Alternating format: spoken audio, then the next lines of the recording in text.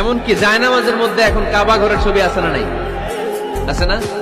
কি মুসলমান আমরা, নিজের কাবারে নিজে লাথি মারি নামাজের আগে, মনের অজান্তে নিজের কাবাকে নিজে লাথি মারছি। এরকম জায়নামাজ ব্যবহার করা নিষেধ, চিল্লায় বলেন ঠিক কিনা? সাদা ফ্রেশ জায়নামাজ বাজারজাত করেন, আপনাদের সিদ্ধান্তই ওনাদের ব্যবসা বয়কট হয়ে যাবে।